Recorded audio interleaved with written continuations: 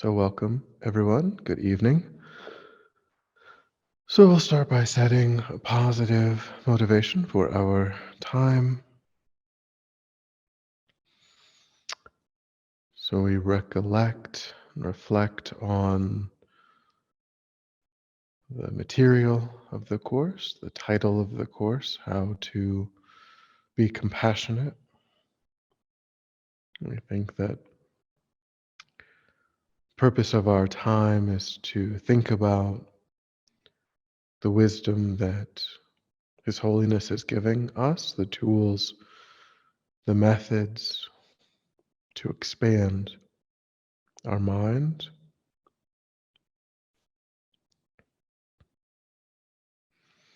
to develop our potential to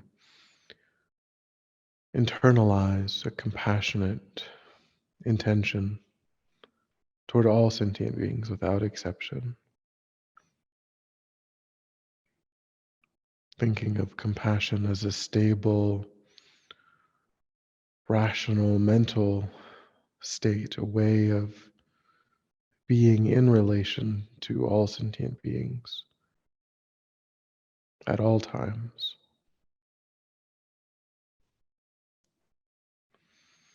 And trying to understand how to do that.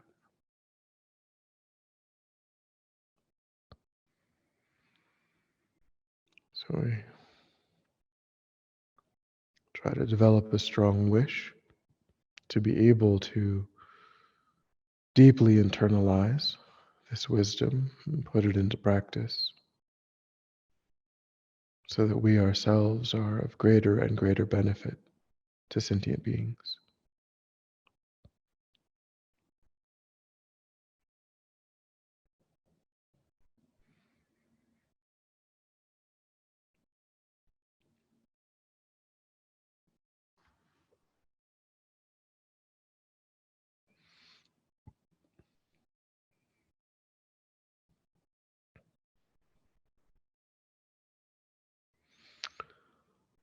All right. Did anyone who was here last week have a thought or question that has come up about anything that we've covered so far?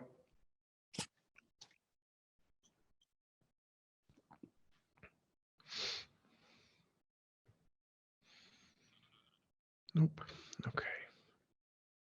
So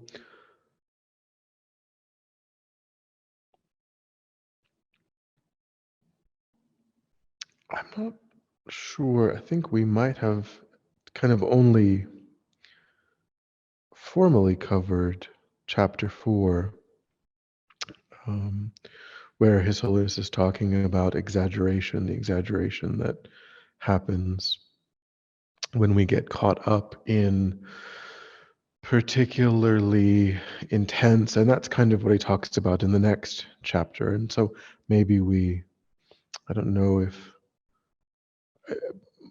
my sense is that we covered that material, but I don't know if we covered it officially. But because chapters 4 and 5 are essentially presenting the same idea, which is that we, in particularly with respect to objects that we find deeply enjoyable or those that trigger a deep sense of aversion, in either case, we tend to fixate on the aspects of the object that we label as deeply enjoyable or deeply aversive. And that fixation comes along with an exaggeration where it's kind of as if the object is only that. And it's also that we take no responsibility for what we bring to the act of perception, the act of cognition. We think, well, of course, this is a pleasurable or aversive object, and we think that it is that way from its own side, that we don't, that we're just noticing passively, almost helplessly, that um, that this aversiveness or pleasure is being broadcast, and we're just uh, helpless but to observe that characteristic. That's kind of the unanalyzed or uncritical view that we have. But when we do, like His Holiness points out, that when we do analyze, when we do point out, when we do create space in the mind, then we can get some distance. We can recognize that, not all sentient beings, not all people react in that way to that object, and therefore it can't really be the object.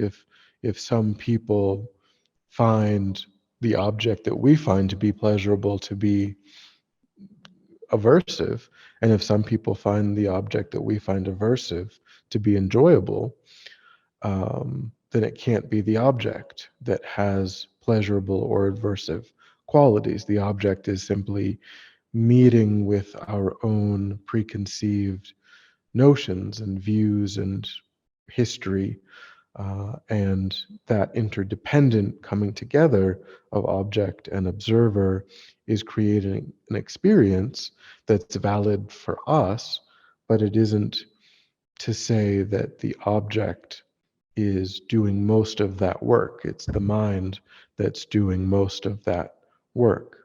Um, and when we think about that a lot, and when we really analyze, then we can remove ourselves from that immediacy, from that kind of stuck, that kind of where the mind and the object appear to just be one thing, that all we can think about is moving toward the pleasurable object or moving away from the aversive object, and that's the only kind of subjective state that's arising in the mind, because we haven't applied that kind of wisdom, that separates um, the observer and the object with wisdom, and it is just kind of, because it's easier to do that. It's easier to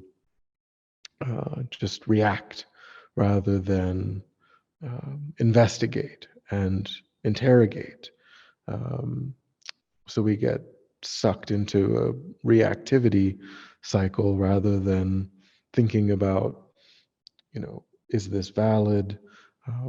Is, what is it that I'm bringing into this? Am I exaggerating some aspect of what I'm observing?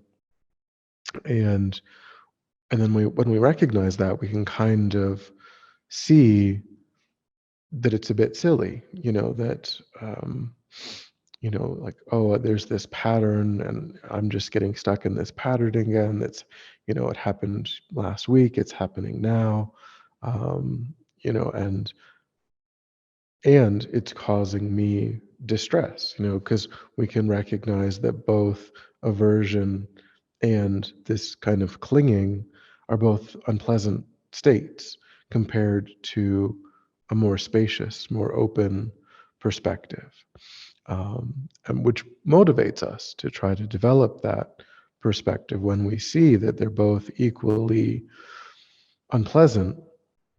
Then they're both equally disturbing the tranquility of the mind. Then we can develop some interest in really applying those antidotes, and not just for aversive objects, but also for pleasurable objects. Having a more realistic view of it gives more freedom in the mind. There isn't that um, driving of sort of obsessive view, where we're trying to enjoy having conversation with people in the room, but we just keep going back to like that one piece of chocolate cake that we hope that nobody, gets to before we get to. If we can tamp that down, then actually, like His Holiness says, we actually, when in the chapter on being wisely selfish, you know it actually benefits oneself. We actually enjoy that whole interaction more. We get more out of being in that environment because it is not so single pointedly focused on this object of desire, that object of desire. We actually can just be with people and be present with them and enjoy their company instead of trying to just maximize each little piece of sensory enjoyment that might be available to us.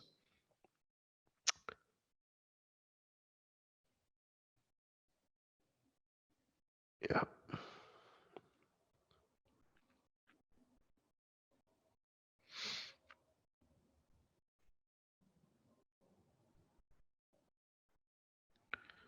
So that was kind of, so chapter 5 just kind of elaborated on chapter 4 and really pointed out that um, it's mainly, like we said before, it isn't pencils and pieces of paper that get us into trouble. We don't obsess over that marker or that, but it's the more emotional kinds of experiences that we have. It's the times when people are unkind. It's the times when we're not able to achieve the goal, that we set out to achieve.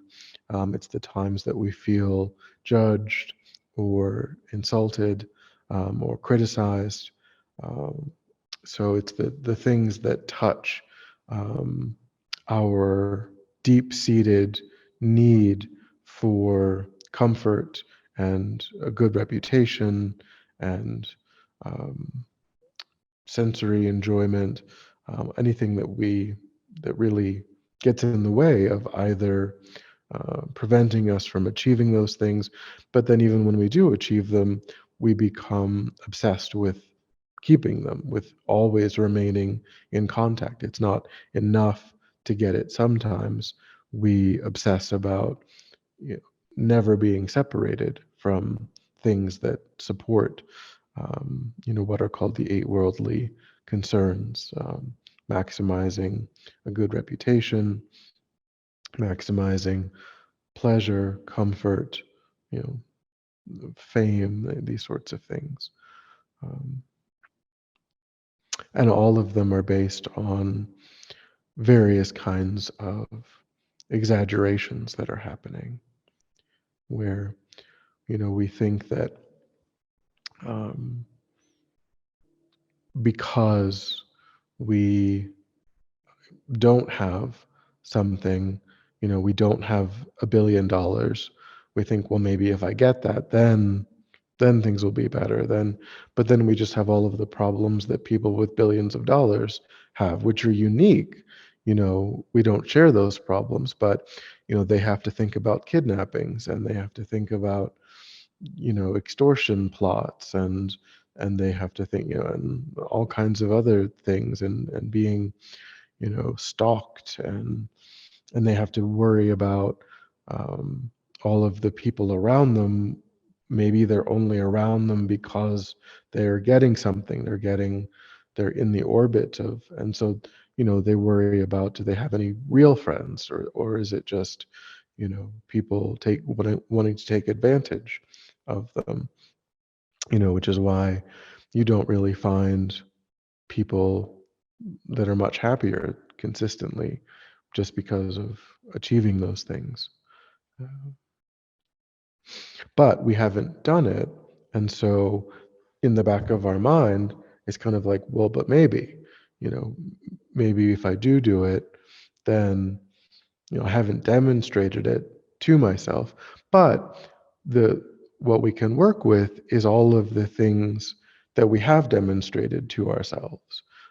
Maybe it's not that, but we have demonstrated that being in a relationship or being out of a relationship, like, there's different problems that come along with both of those. Neither of those is perfect. They both, when we're in one, then we have this list of problems and they're unique to being in one. And then when we're out of it, there's a different list of problems that arises um, that's unique to being out of it. But in either situation, there's still a list of problems. There's still a list of obstacles that are there. Venerable Thupten Shodron says to really, when this kind of mind arises, to go ahead and like in meditation. I mean, not in the context of a different meditation, but to go ahead and engage in a meditation where you really imagine like getting it, whatever it might be, the house, the relationship, the job, and then think, what are the ways in which that's similar to the kinds of obstacles? Because we might have this idea of the dream job that we don't have, but we've had ideas about better kinds of jobs, and we've gotten, maybe some, we did, we started out doing this and that was really unpleasant, and then we were able to do this other thing, and yeah, maybe there were some advantages, it didn't have those drawbacks, but now we have more responsibility. People, are we have less free time, and so there we recognize that came with disadvantages. And so why would it be radically different if it was just something that's in the same kind of ballpark, but just a bit different than the experiences that we've already had? So we really do have access to a lot of experiences that are in our own lives, um, that we can use to think, is it true that if this thing that I'm imagining comes to pass, is it true that now it will be magical, that now it will be free of any kind of disadvantage? Um, and we can recognize that that's never been true in our experience. And so it's unlikely to be true. Of course, Buddhism would say the only exception to that is the enlightened state. And that is the one thing that we've not accomplished, that we can accomplish, that really is the antidote, really is the solution to um, anxiety, all of the difficulties that we experience. So, but worldly things, possessions, status, reputation, wealth, um, fame, all of those kinds of ordinary things, they're not different in kind. They're not fundamentally different from the same sorts of things that have been part of our experience so far in life. And so, we can kind of just let our imagine run wild and think, well, I meet the perfect person, but then what? Then how does that, yes, that might deal with some things, but what kinds of problems is it going to come with? What kinds of difficulties is it going to introduce? So it's a mixed bag. No one's saying, don't, that doesn't mean that we avoid relationships. No one's saying this isn't about this understanding of how we relate to pleasurable objects or aversive objects isn't saying that we have to forego, that we just have to kind of separate and be kind of in a locked room and just have food brought to us, and like we don't talk to anyone and we don't do it. Like, that's not the idea, that we stop relating. The idea simply is that we develop a realistic and whole picture of all of these objects. We try to recognize that they are all a mixed bag, that nothing is completely enjoyable and nothing is completely unpleasant. Not, that everything has aspects of both. Um, and so we can certainly engage with objects that we find enjoyable and people that we enjoy being around, but do we make that like the central focus of everything that we do? Do we kind of crowd out space to devote time to practice, to devote time in chasing these objects? How much of a central role are we going to give them, given that um, everything will be very much the same before being in contact and after being in contact with these objects? Okay. Any thoughts or questions?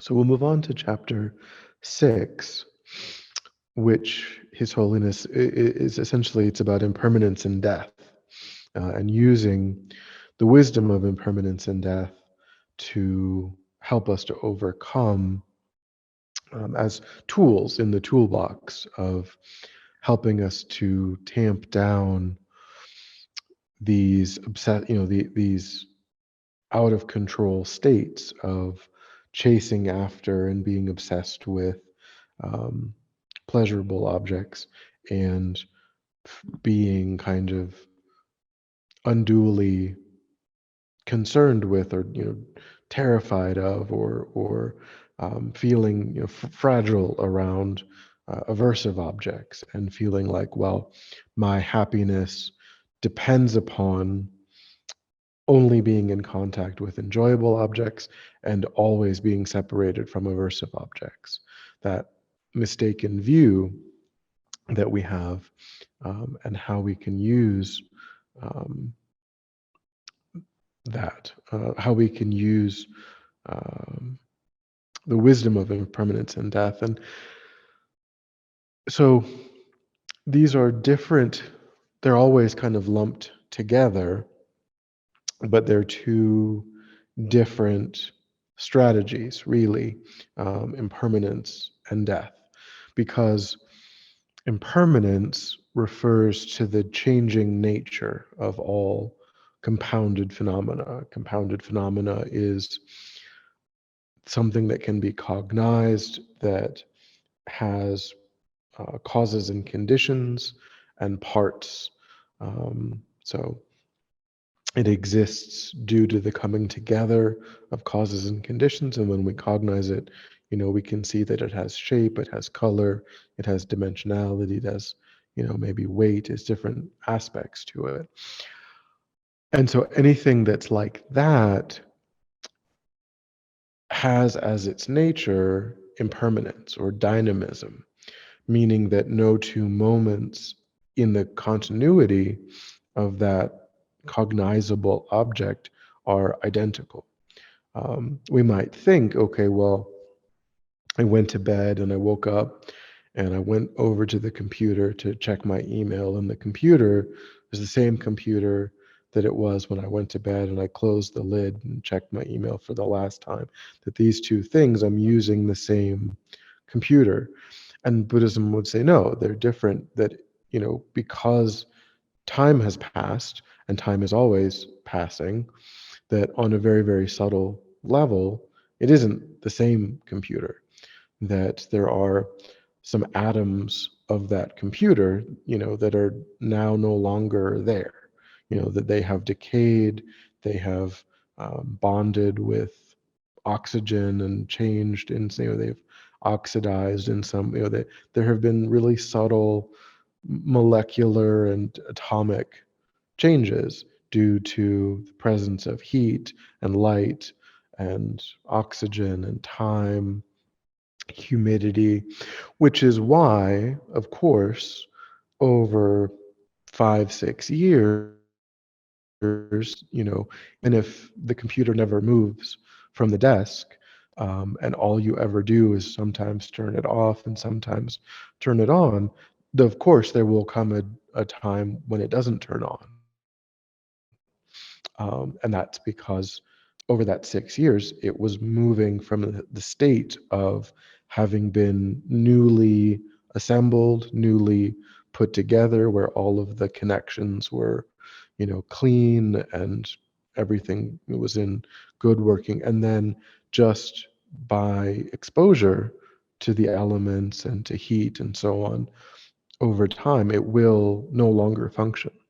Um, so that kind of that's what we would call coarse impermanence or gross impermanence, the visible, and even on a subtler level, we notice scratches on the lid. We'll notice, that the keys are, they change in the way that they respond over time. Um, and then ultimately, it will no longer perform the function of being a computer when that progresses to the point that it doesn't turn on anymore. But in every moment, from the first moment that it was assembled to the moment that we observed that it no longer turns on, every single nanosecond of that lifespan, it was moving only in the direction of becoming non-functional.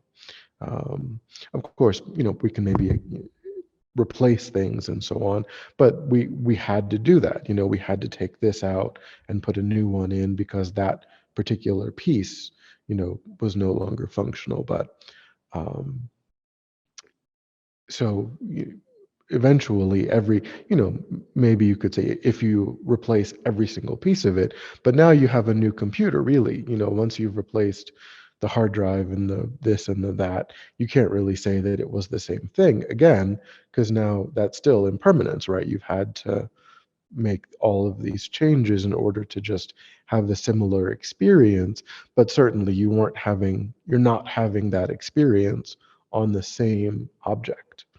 um, so maybe you could say there are things you can do to maintain an experience, but that's not going against the impermanence of the object. Whereas, so in that example, impermanence and death, in a way, that death is a result of impermanence. And that often is the case. It's often the case that an object will, you know, I mean, technically, to say death, of course, you have to be talking about something that is sentient and not simply something that performs a function. But if we talk about death in a kind of non-Buddhist, more broad way, we could say that it is when something no longer performs its own function. Just that, again, that's not the Buddhist definition of death. I'm not saying that it is. Death only refers to the separation of the body and mind of a sentient being. Um, but we could say, and so with respect to sentient beings, the impermanence that we observe in the physical body um, will lead to death. Just, in a similar way, the impermanence of a computer or a car will lead to the non-functionality of the car. Now, the non-functionality of the car isn't the same as body and mind separating, but it's the same general idea where, with respect to a sentient being, body and mind are together because the body is able to sustain that association. The body works well enough to host consciousness. And even if nothing particularly traumatic happens to a body, there will come a point where the natural, normal process of cellular change um, will lead to the non functionality of that body such that it can no longer host consciousness, and then you've got a death. Um, and that's just what we call death by old age, when nothing particularly went wrong, but the body just fails. It just stops to be able to perform its function. And then we call it a dead body. We don't call it that person anymore. We just call it a corpse. We call it, just like we would not refer to a computer that can't turn on as, oh, that's my computer, you would say, oh, that's a broken computer. That's not. And in both cases, what has changed is that the object cannot perform the function that is responsible for giving the object its identity. It's, what we refer to it as. Um, a person has to be a living person, just like a car has to be a functional car, or a computer has to be a functional computer. Once the object cannot perform its main function, then we don't think of it in the same way anymore. So and there, but what I mean by all of this too is that there are things that are impermanent, but that impermanence doesn't lead to a death. It doesn't. Um, there is no consequence of death based on the changing nature of the object, and the mind is one of the best examples of that. The mind itself is also impermanent. It's also changing moment by moment by moment. But mind itself is both beginningless and endless from the Buddhist perspective. So the fact that the mind changes moment by moment by moment doesn't imply the death of mind. Um, Whereas the changing nature of the body does imply that the body, because the body doesn't, no one's experience of it, of impermanence of the body, is that it moves from a state of, you know, near death at birth, and then just things just get better. Like that's not, we only move in the direction of toward death from the moment of birth. So the body can only go in that direction. So there are ways of using awareness of both of these to tamp down the process of indulging in these exaggerations that cause aversion and clinging to predominate our experience. And one, I mean, literally is just cultivating an awareness of our own mortality, um, which we are not naturally good at. We don't like thinking about it. We try to, we don't deny it verbally, we don't deny it, in conversation, but we deny it on a sort of subconscious level just by, yeah, we'll say it out loud so that people don't think we're insane. People don't think, we don't wouldn't say, oh yeah, no, definitely, I'm going to live forever. I'm going to be the one person who doesn't, like, you know, we'll say that because that's what people expect us to say. And of course we know intellectually that that's true, but it doesn't sink in below that level, really, that intellectual kind of level, because really none of our actions um, are based on that understanding. Buddhism is trying to encourage our actions to be more and more based on that understanding, not in a morbid way, but just again in a realistic way, just like Buddhism, like His Holiness is encouraging us to develop a really realistic picture about external objects and how they are not um, made of happiness and they're not made of suffering. That's not their nature, even though that's how subconsciously, unconsciously we try to relate to them in a mistaken way. We also, even though we'll say out loud that we know that we're not going to live forever, we still kind of act as if that's not really the case, as evidenced by the primacy that we give to the chasing, kind of the hamster wheel, the kind of hedonistic hamster wheel, that we're on, where we think that there's time to just obsess over, getting more money, more status, more wealth, more, caring about our reputation. When the reality is, we might be dead in 5 minutes. Um, we can't validly say that that isn't true. Um, and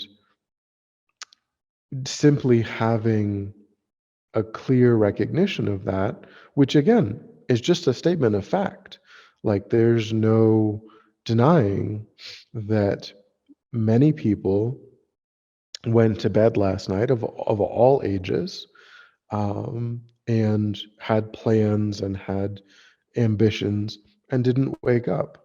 And many people will go to sleep tonight with those, planning this vacation, planning this purchase of this item, thinking about saving up for a new car or a new, you know, and they won't wake up tomorrow. And it could just as easily be us in that position.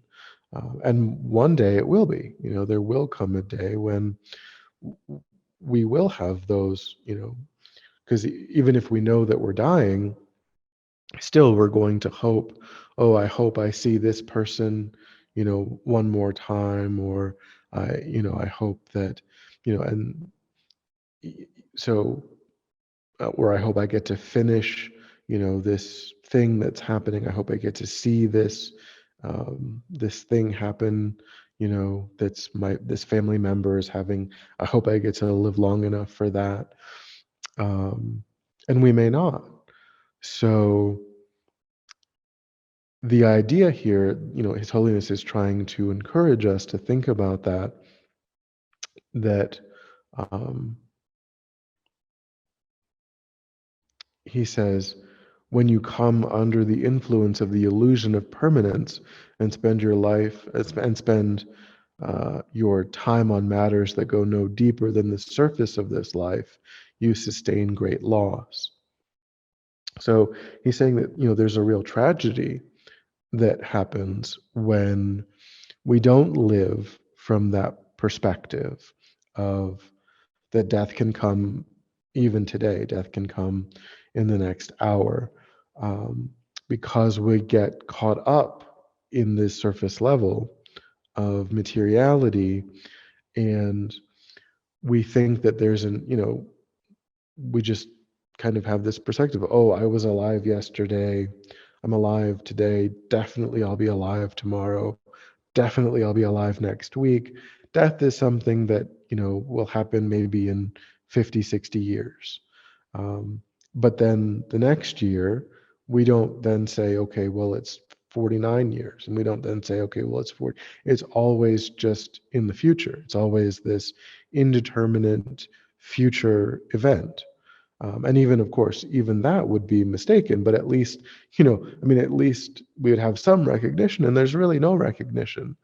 Um, Maybe people in their 80s probably have some greater recognition, probably, but still, I think, um, you know, that no one, even someone who's got a terminal diagnosis, I would say even that person probably wakes up every day and says, definitely not today.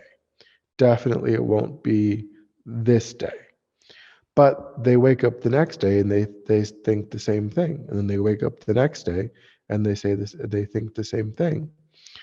And so if we wake up every single day of our lives and we are 100% convinced, not today, then we have to ask ourselves, is that different than the insane view of I will live forever? Like the thing that if someone said to us, we'd be like, what are you talking about? Like, that's crazy.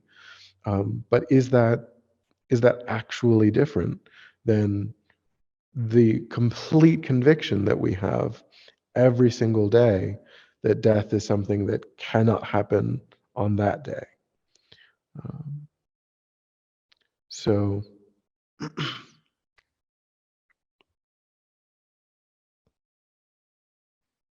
any thoughts or questions? Venerable, thank you so much. Yeah, I do things like that. I do every day when I wake up. I have some health issue. I say I'm going to die, but not today. I'm going to die later on. I pray that I live longer um, to be with my children. And now I have the opportunity to learn about the Dharma, and and I would like to live longer so I can, listen to your teaching, praying and do things like that. So I don't want to die yet, but I understand I will one day. So that I think that not how to say that, like the delusion, like the mind is not. Yeah, thank you. Yeah, no, I mean it's not it's that's what everyone's kind of baseline is. It's because we only know one thing. We've only ever woken up every day in this life in terms of our memory, our experiences. Um, and so, we just have no base, we have no kind of entryway into some other experience. Um, so it's really we just have to keep reminding ourselves. We have to just, every day just keep arguing against that perspective, that kind of false view, um, so until it really sinks in.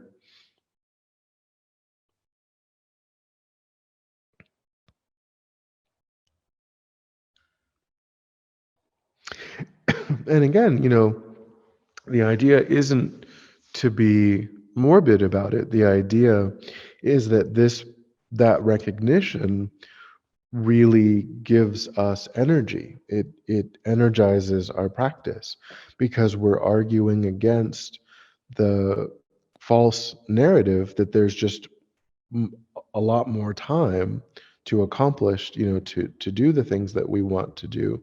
Um, and it also kind of normalizes the the delusions in a way, because we think, um, in a way, it's almost like a release, like a release of tension, like when we can, because it's unpleasant, to contemplate that. But thinking about this TV show or thinking about this movie, like, the mind can kind of relax in that moment, and then we sort of get addicted to that moment of relaxation, that sense of like, this was tough, this is easy, and then that feeling of ease, like that's what we want more of, instead of, you know um, Venerable George, when he talks, it's more so in the context of like difficult philosophical things, like,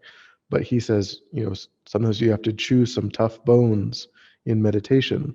Meditation isn't always, rainbow light, and sometimes it's confronting things that are unpleasant, um, and not not just indulging in distraction, indulging in that moment where you kind of feel your mind, you kind of just like, you turn on whatever TV show and you feel your mind just kind of turning into jello, because you're just like, I've had a tough day.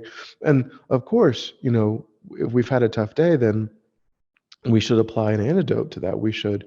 But what is the antidote? Is meditation a better antidote than, keeping up with the Kardashians? Is that, because if our meditation practice is really solid, then and our approach is good, then it's deeply, restorative and enjoyable.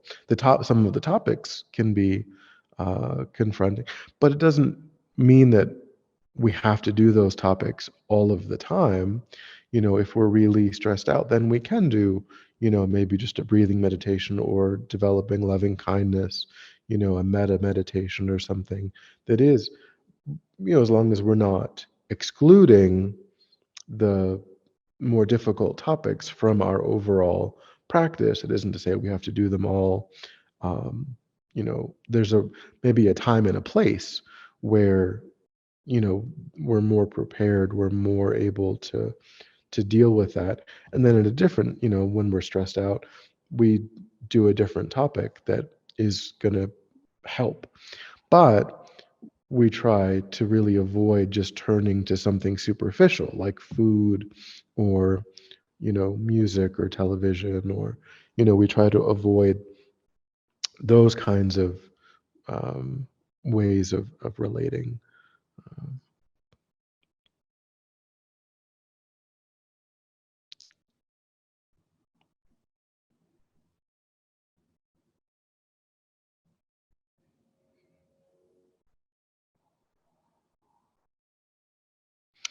Yeah, and then, because he talks about how we can also with respect to impermanence, um, the other way that we can apply that is in thinking about the coming together of either, the objects themselves, but also being in relation to the objects.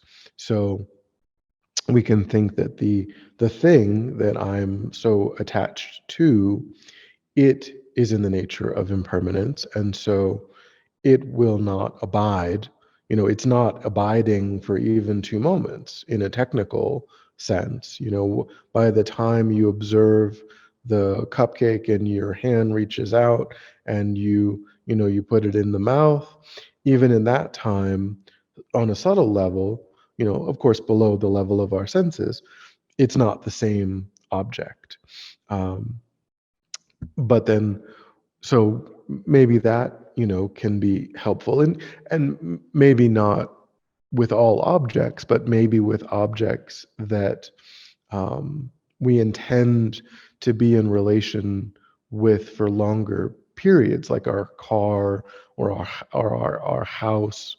If we just kind of think about all of the different places that we've lived, like I think I've lived in 5 different places, so far. Um, and they each had advantages and disadvantages. Some of them were bigger than others, some of them were more quiet than others. Um, you know, so, but none of them lasted for more than, 5 years or 6 years so far, at least. Maybe I'm in my last place. I don't know.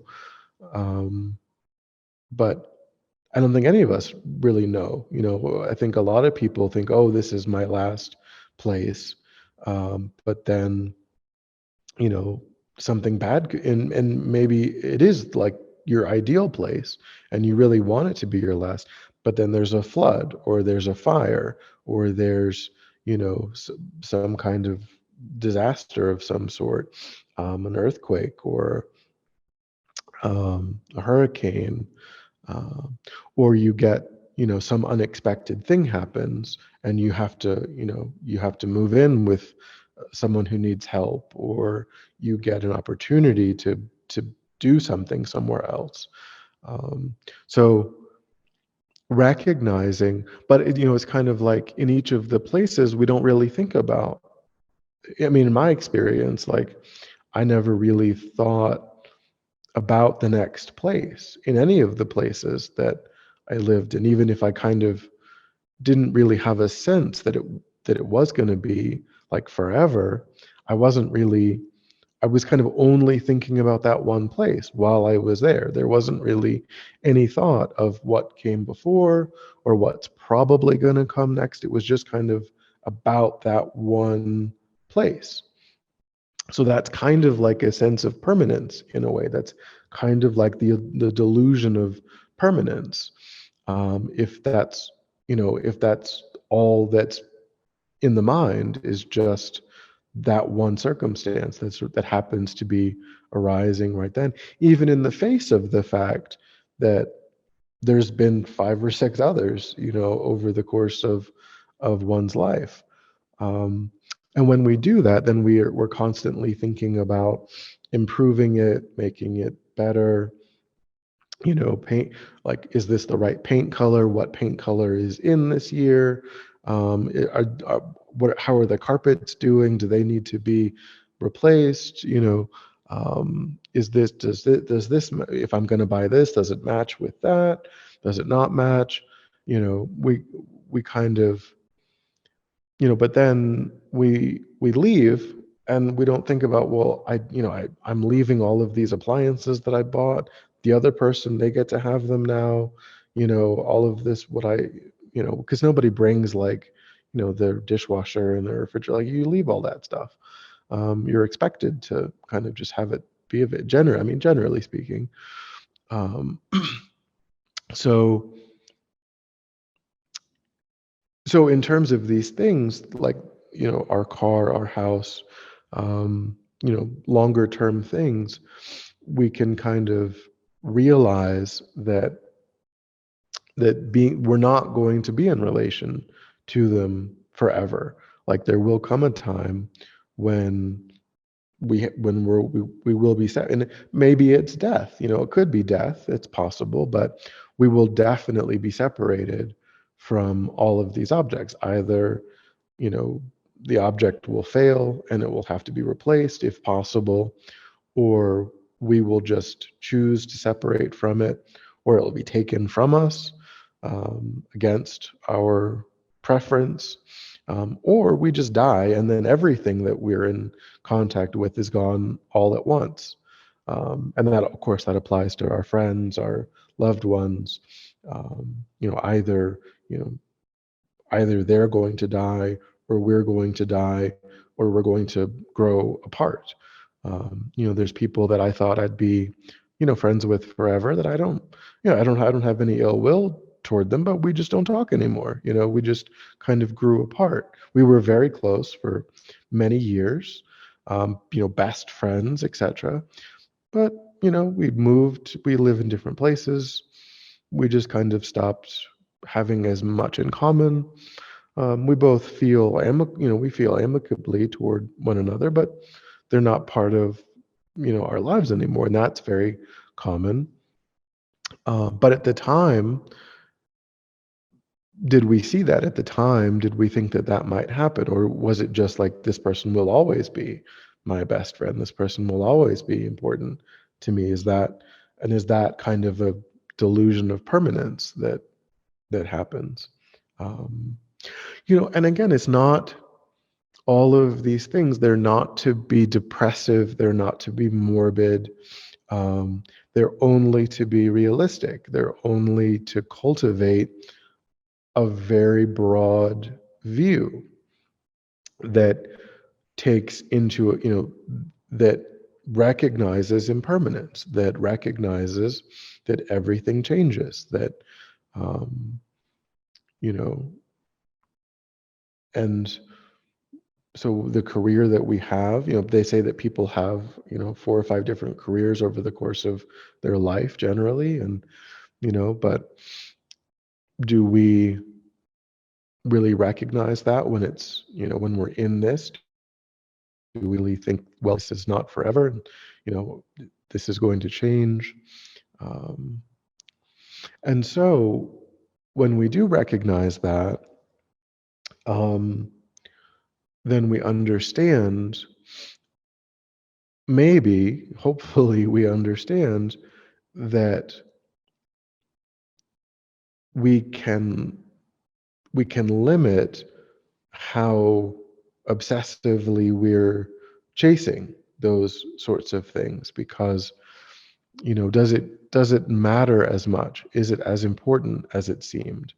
um, or can we recognize that our time is better spent not on that superficial level, like His Holiness was saying? Can we try to develop a more contented view where, it's good enough. It's not, we're not, the car that we buy, yeah, we need a car, of course, to get to work and to get to the grocery store. And no one's saying that, we have to just figure out how to bicycle everywhere, or, no one's saying that. We don't have to like have a very restrictive mindset, but can we just do what's good enough, and just be happy with having what's good enough, and not have to have the best, not have to have everything be color coordinated and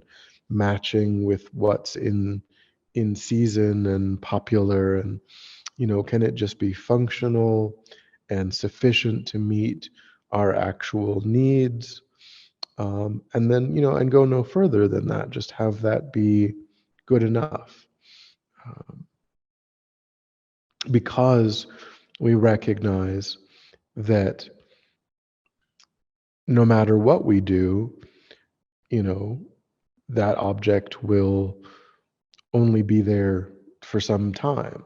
It won't be there forever. That either that object or that circumstance, that it's a dependent arising. It has come together due to causes and conditions, and it will cease due to causes and conditions. Um, Even if that ceasing is because we die. Um,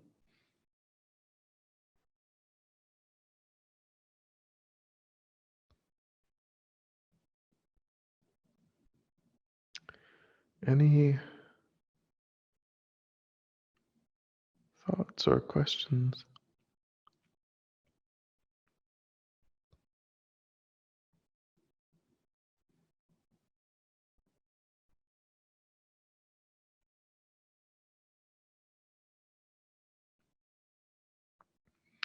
So in a way, His Holiness, toward the end of the chapter, he says that, that this is kind of a form of self-discipline where we're doing this for the understanding that we're trying to make space in our lives for things that matter more.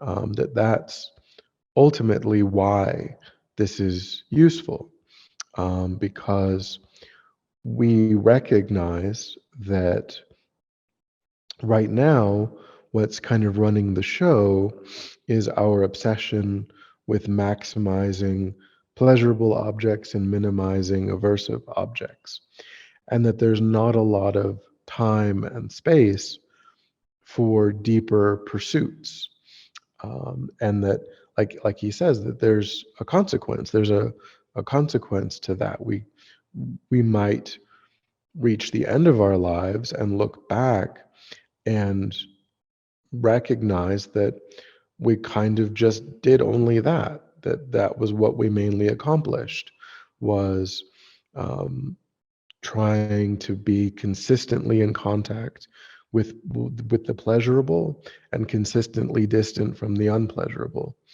and that might be all we have to show, for that.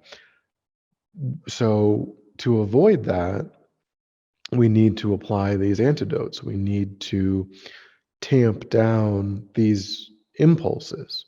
So he calls this a kind of self-discipline, where we're recognizing that we have that we have a potential in the mind for, because the mind is impermanent but also beginningless and endless, unlike the body, we can train the body up to a certain kind of apex of our life. If we do a lot of, we eat really well, we exercise, and we do that for our entire lives, then we can pinpoint, okay, on this day in my 22nd year, I reached the apex of what my body could do, because from the time I was born till the time I died, every day I ate the right food, which, I mean, is unrealistic, but let's just say, from the time we were born to the time we died, we only ate the right food, we only exercised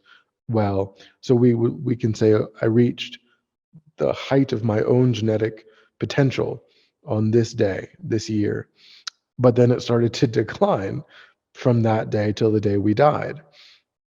Um, and I'm not, again, eat well, exercise, do those. I'm not saying don't do those things, but recognize the limitations of that.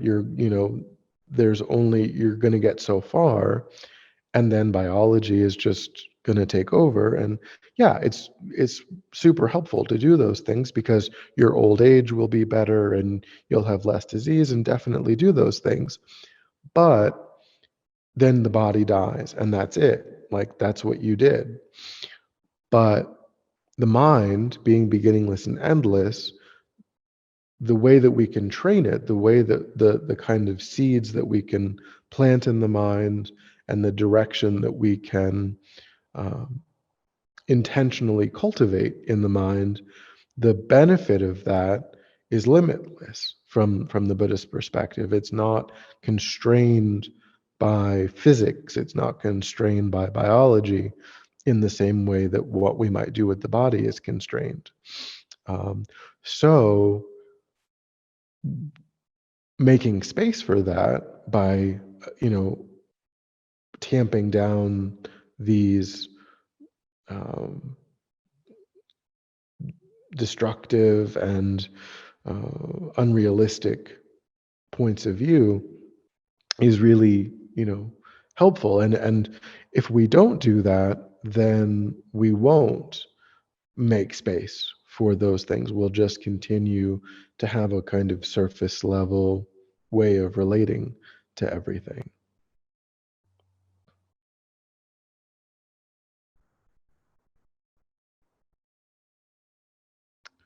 All right. Any thoughts or questions?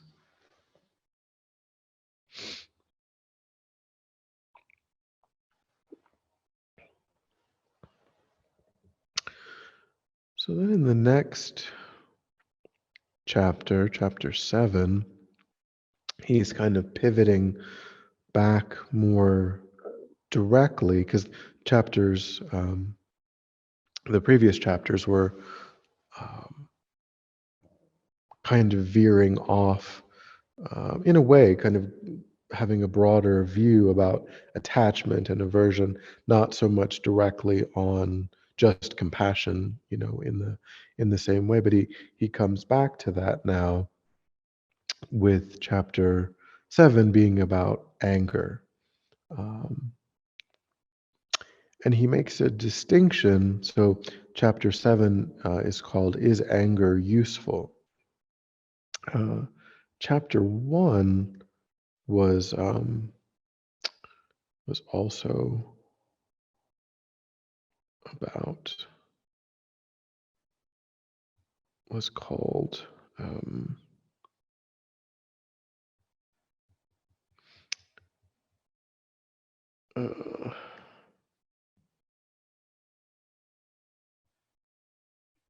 "Does Anger Protect You?" was the title of chapter 1, and title of chapter 7 is Anger Useful? So with this, what he starts to talk about here is a different way of understanding um, y- kind of the Western view of understanding anger versus the Buddhist view of understanding anger, in one of the ways at least, which is there there was, or maybe still is, a really strong kind of psychological uh, bent in Western culture, which is that when we're angry, like we need to get it out, like that's something that I heard a lot growing up. And um, it seemed, I don't know if that's still a like a really strong psychological school of thought. But it, I think it might be. And as I was kind of talking about secular humanism, kind of before, there seems to be kind of a an appreciation in art for, kind of constructively express, getting it out. And His Holiness argues against that perspective in the sense that he wants us to think about that as kind of like practicing anger, um, and and thinking about that not as something that is actually ultimately useful. Um, this idea that, if we get, he makes a distinction between emotions or mental states where it really is very helpful. Like grief is one where, if you're feeling grief at a loss, then it really is, it can be very helpful to talk about that with other people, who are going through the same thing, or who knew that person, or can, so to really process that, by talking about it. But if we're feeling angry, then we have to be more careful, because we may be just reinforcing the mistaken views that gave rise to that anger. We might, and the people around us might kind of encourage that. They might be like, oh, yeah, how dare that person cut you off into traffic? I can't believe how selfish they were, how. And so we're going, at the end of the day, we're found our friend, and we're like, this terrible thing happened. This person was so thoughtless. They were such an aggressive driver. They really, and then this other person just reflects that way of thinking back to us, and they're like, oh my gosh, because they want us to like them. They want us to think that we're on their side. That's the way that we think about friendship often.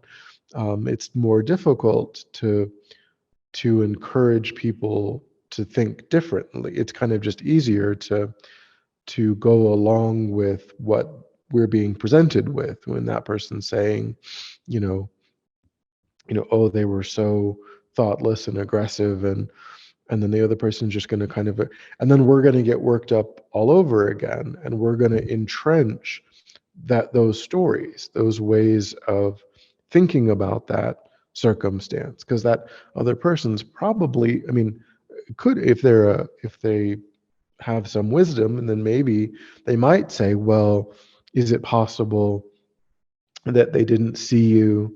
Is it possible that they were, trying to, that they needed to get somewhere because something really terrible was happening, and that they were caught up in that? And yes, they were ignoring other people, but they were just so wrapped up in needing to get to the hospital, or needing to, be there for someone who was passing away at home, um, or they were having like some medical issue, and they needed to try to figure out how to get to a safe place. Because those are both valid stories. Like, they both validly describe what we observed. That we observed a person, maybe driving in a way that maybe was kind of unsafe, maybe that we felt kind of threatened by. But the motivation that we're ascribing to that, we have no knowledge of that actual motivation. So they're both stories that, accurately explain what we observed. But one story is going to make us feel personally attacked in that circumstance. And the other story is going to explain their behavior in a way where they weren't malicious, they weren't trying to be, they weren't trying to be harmful. They just got caught up in something that was going on, and that prevented them from being able to act in a different way that maybe would have been better. If it would have been better if they weren't speeding, or if they weren't, being, but we do that too. We also speed sometimes. We also recognize that, oh, I cut somebody off because they were in my blind spot. I didn't see them. I hope they're not mad at me. That was really dangerous. I need to slow down. Those are also things that we experience when we're driving. But we are forgiving of ourselves, but not when a stranger, is doing it. And they're like, that person, they woke up this morning hoping that they could cut me off. They're going to do it again tomorrow. They do this all the time. This is how they are when they drive. And we have no idea. Like, we make up these crazy stories. Um, so that's what he's saying about, like, some emotions, some mental states. There's real benefit in getting them out and expressing them with other people.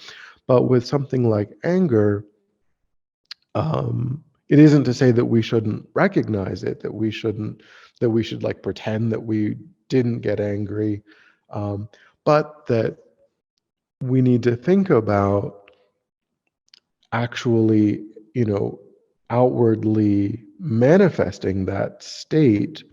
Because is it actually cathartic, or are we just deepening that mistaken way of thinking? Are we just reinforcing the stories that gave rise to that anger? Which means that we're going to get angry again in the future when that situation arises next time. If we don't tell ourselves a better story about, a story that leads to more spaciousness, more peace of mind, more contentment, if we're not able to tell ourselves that story, and instead we tell ourselves that, that they're deliberately terrible, malicious, evil people, and then we're going to generalize that anger, and it's going to seep into other things, and it's going to become a deeper and deeper habit.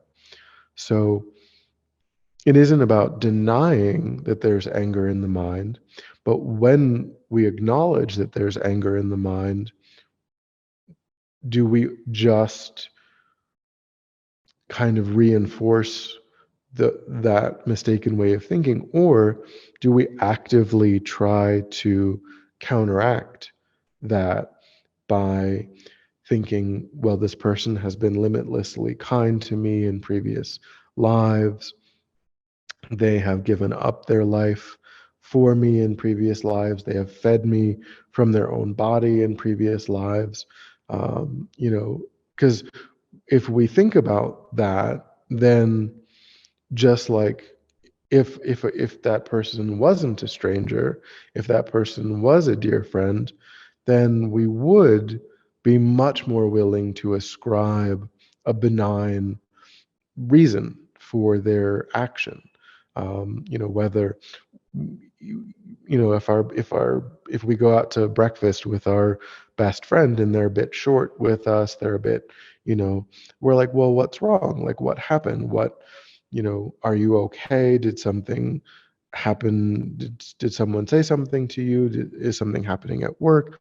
We try to like figure, we assume that like this is out of character for them, and there's some external reason for it, and we want to understand that external reason so we can help them do something, maybe to think about how to deal with that.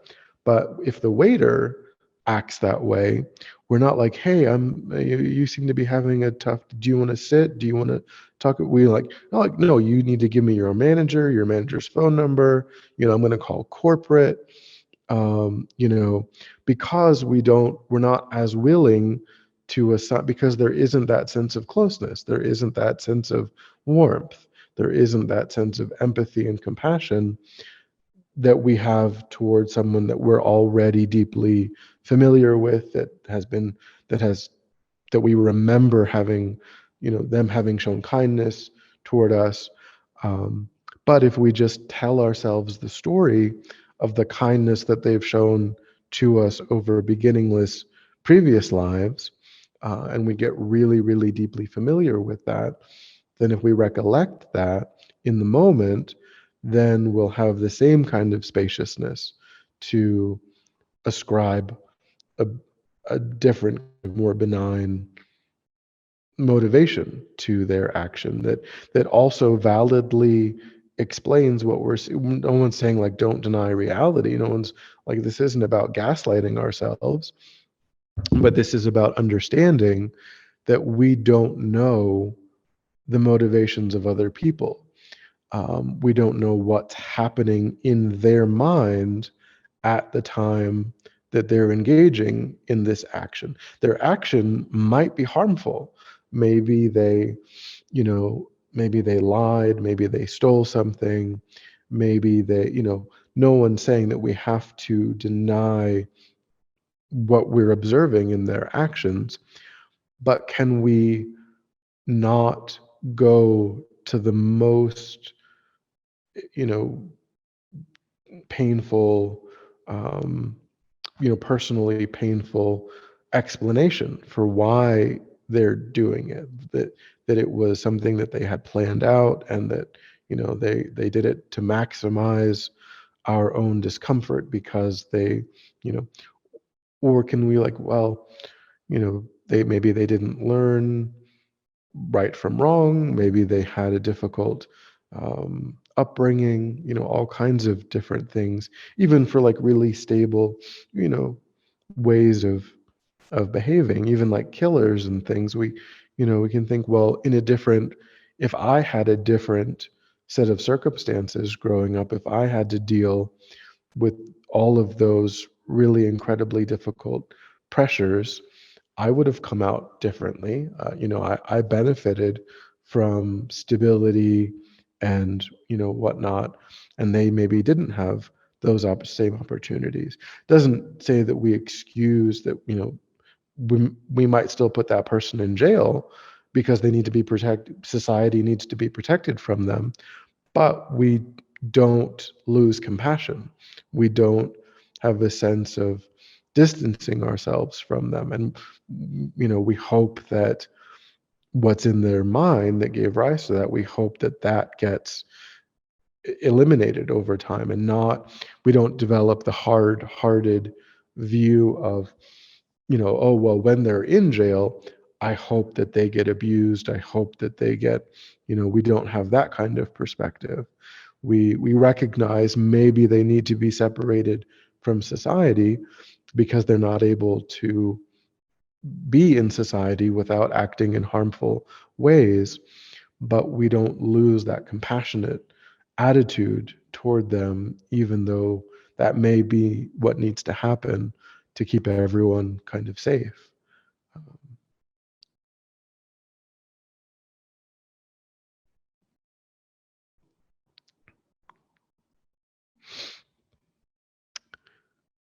Any thoughts or questions?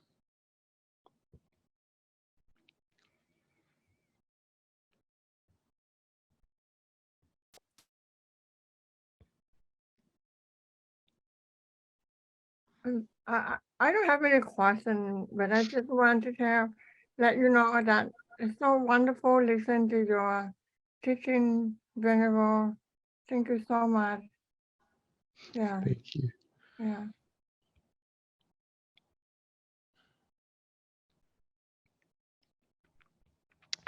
So in this chapter, the two takeaways are,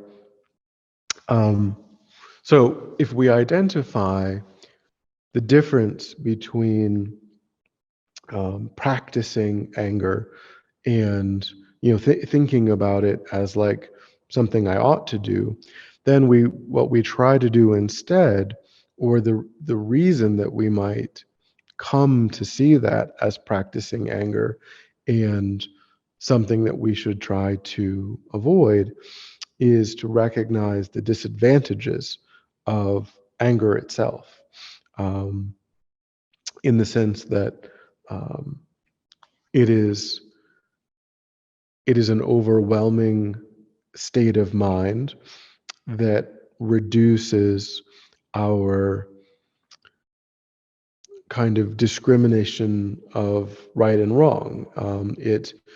When that mind is arising strongly, we are likely to say things that are hurtful, to engage in physical actions that might be meant to intimidate or threaten, could even result in physical harm, um, and it destroys interpersonal relationships to the degree to which we indulge in it. Um, so we have to recognize that because the state of mind, if I practice it, then I will, instead of what seems like letting, just releasing it, what happens is that we become more and more familiar with the very, very self-centered, egoistic way of thinking, where we can't tolerate people, because a person maybe did say an unkind thing, or they did act in an unkind way, but and we've talked about how we make up a story about why they did that, and that tends to be very self-centered. But also we become more and more familiar with the fragility that we've talked about before of the self-centered mind. um, just not having patience, not being able to tolerate things that are aversive, things that we dislike. Coda, did you have a question, thought? No? Okay. Um, yeah, so so then what that means is that fragility increases. That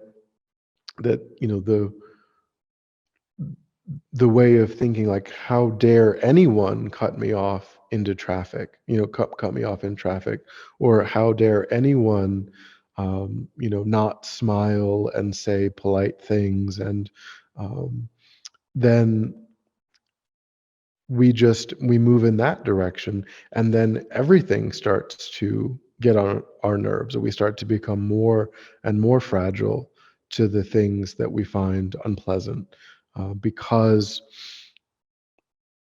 we aren't applying any, and we're just indulging in that storyline, we're indulging in that mistaken view. There's no counterbalance, there's no antidote, there's nothing being done to make any of that be different. And so we're going to just get more and more of that. And so then the last thing His Holiness, so on the basis of understanding all of those disadvantages, the idea is that we become willing to see it as practicing something that's harmful, and then we become really interested in figuring out what are effective antidotes. And we've mentioned, like, patience and seeing others as having been kind, doing the kinds of things um, that you would do in an aversive circumstance to tell yourself a different story so that the anger doesn't arise. So as I mentioned before, Buddhism, because it's really important to keep reiterating that Buddhism isn't encouraging us to bury our heads in the sand, and to just you know push the anger back down, and just do do nothing but that. It's true that Buddhism is saying don't, in that moment, maybe try not to scream at the person, maybe try not to punch the wall. So in that way, there is a restraint that's happening in that moment, but that restraint isn't sufficient. It's helpful because if you do punch the wall, if you do scream, then as we're saying here, you teach yourself that that's how I relate to things I find difficult. I try to bully, I try to scare or intimidate or threaten. That's my go-to move when things don't go my way. So that restraint is part of the process, but the real work is in reframing the underlying views, the underlying self-centered, egoistic perceptions that empower that anger, to begin with. Um, and that's also incredibly necessary and more, arguably even more important than that initial just restraint that we should also be doing. And all of that comes from a deep understanding of the disadvantages of practicing anger. Um, and then the last thing that he says is, of course, we've talked about some antidotes, and in Buddhism, the understanding is that the most effective antidote, ultimately, if we can do it, is to undermine the solidity of the situation, is to see it with the lens of dependent arising, to see it through the lens of emptiness. Um, that isn't Buddhism would say that if we can do that, that completely undercuts it. But it also requires. It could also be the case that it might be easier to do something else. Like in the conventionally speaking, in the moment, it might be easier to recollect some quote unquote lesser antidote, like thinking about their kindness or um, something else, because seeing it through the lens of dependent arising is quite subtle, and it requires a great. I mean, all of these require familiarity. Um, but what Buddhism is saying is that once we have made progress in understanding emptiness, then more and more it becomes part of the toolbox. Um, it's just that process is maybe philosophically more difficult than like thinking about the kindness of others or those coarser examples. Maybe they're easier in some ways. Um, but what we can do is think about this situation. It feels like it's a wounding, that to oneself, the being cut off in traffic, the unkind word, it feels like a wounding. And so what is it that is wounded? Interrogating what we've talked about, like interrogating the appearances of what's happening.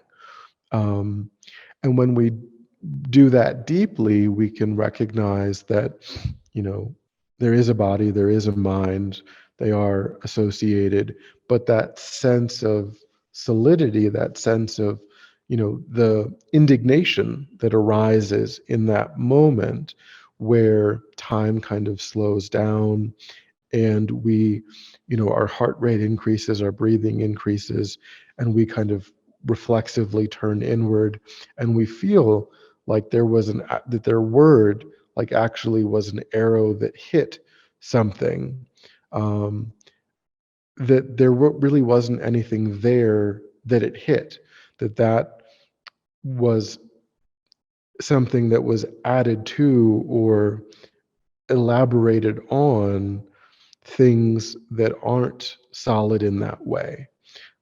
Which is, again, I mean, it's like I said, the reason that is really effective is that it completely, if you can completely eliminate that target that the arrow hit, then like there's no problem, like it's just not there. But getting to that place is difficult, is the whole point of Buddhism ultimately. So it's quite difficult. It's a very subtle thing to realize.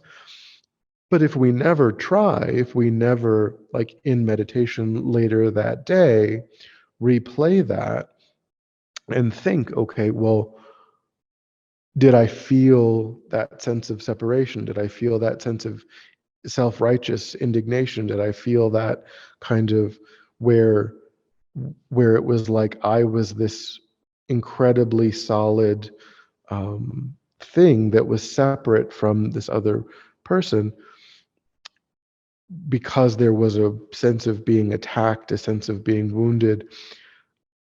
If we never investigate where that comes from, like, okay, that is the experience that I had, I remember having it, but what does it refer to? What is the referent object?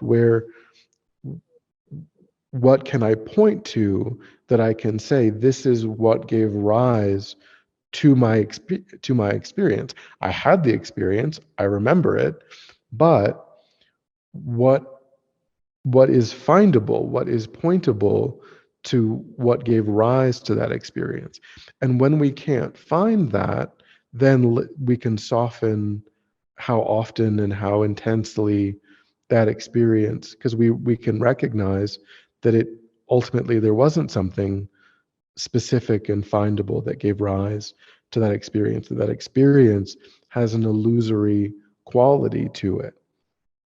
um, and similarly, when we see the other person as being, this set up, external, imposing, like very real, very solid, what gave rise? Why do we think that that's true? What is findable and pointable? Well, there's a body, there's a mind, but you know, what is it about the, what part of the body? There's lots of different parts of the body, there's lots of different parts of the mind. um, and so if if it's not their pinky, if it's not their eyeball, if it's not their tongue, if it's not their nose, then how could it be a collection of things when none of the parts are the thing that gave rise to the experience? It's like, once I've discounted every single individual object of awareness, then I'm left with a collection of things, and that's true, but I'm left with a collection of things, and I've demonstrated to myself every single one of these things is not me, is not them. And so how that would be like saying that um, I have a bunch of paper clips, and but I'm looking at a bunch of paper clips and I'm seeing like an onion. Like, how does that work? How do you, if none of the things are the thing, if none of the individual parts are the thing, then when you assemble them, how do you get the thing? It would be like, or because you can think of like a car. If you take a car and you dismantle a car into the 10,000 individual discernible pieces of a car and you spread them in a warehouse, then you're like, well, is that the car? Is that the car? Is that the car? And you're like, no, no, no. But then somehow magically, if you assemble them all together, now you have a car. And how does that, is that valid? Is that logical? Does that make any sense at all? That we now relate in a very, very different way, subjectively, emotionally. We relate in an entirely different way to that assemblage of things, all of which we just said are not a car, but now we have a car. Um, so trying to do that analysis is how we can get to that, when when you recognize that the thing that you're relating to is added to a collection of causes and conditions and parts. But if none of those causes or conditions or parts can be traceable or findable to what you're relating to, then all you can say is, well, how did I get to that? You know, if none of the things are the thing, how does non-self parts, when you combine them, how do they become a self? How does that? And they don't, they do in a conventional way, because it walks, it talks, but it's not findable, it's not solid. It is a body and a mind together, but it's not an inherently existent person. It's a collection of things that have come together, and will cease to be together. At death they will be dispersed, but presently they're together. But they're comprised only of non the self is comprised only of non-self. The car is comprised only of non-car. So how can that be? That's the crux of all of it. And um, so when we can see that we aren't as solid and they aren't as solid as the appearance would have us believe, then that's the most effective way of overcoming these negative mental states. But again, in the moment, and until we're really, really deeply familiar with that logic and that analysis, you know, it may not be it may not be helpful. We may be so caught up in the moment, maybe something else that doesn't require all of that kind of really careful reasoning. Maybe something else actually is the way to go in the moment. And then later that day in meditation, because it is such a subtle process, that's when we can do that. And then we just get more and more familiar over time. But we're over time. Any thoughts or questions? Venerable, I have a question. So I noticed how you teach when you go by chapter and chapter. Is it a book that we can read, Venerable? Yeah, on the event page, there's a link to the book at Oh, the bottom of the event page. yeah. Thank you so much.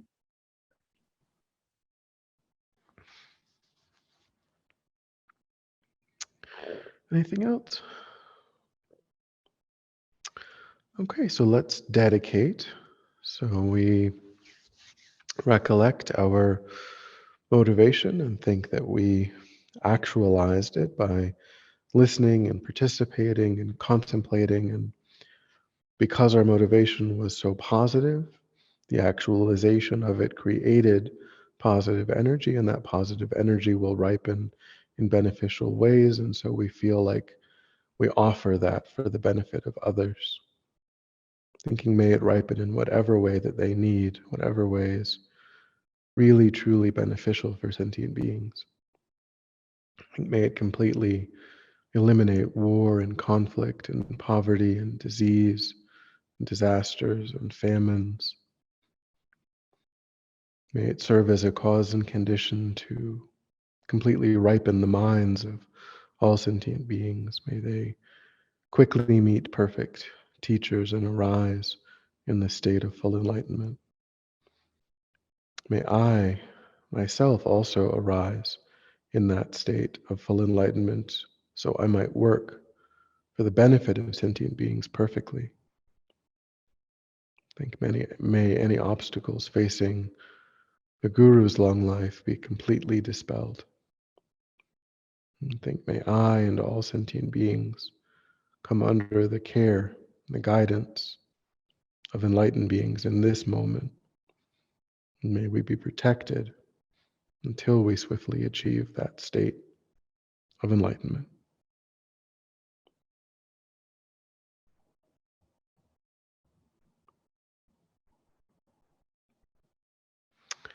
All right.